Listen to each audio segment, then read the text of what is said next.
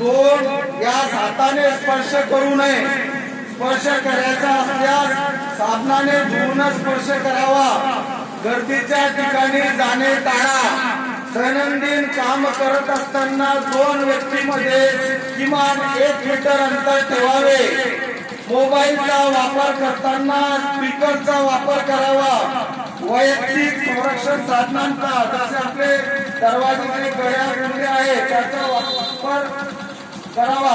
ताप, खोकला व श्वास घेण्यास त्रास होत असल्यास नजीकच्या सरकारी दवाखान्यात संपर्क करावा.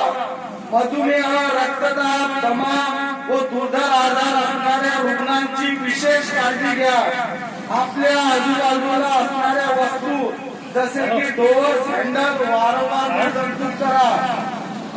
मलेरिया, डेंग्यू व चिकनगुनिया हे आजार मच्छर चावल्यामुळे होतात.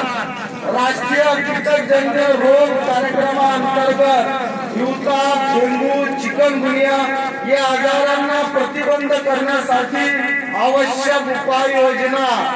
वैयक्तिक व परिसर स्वच्छ ठेवावी.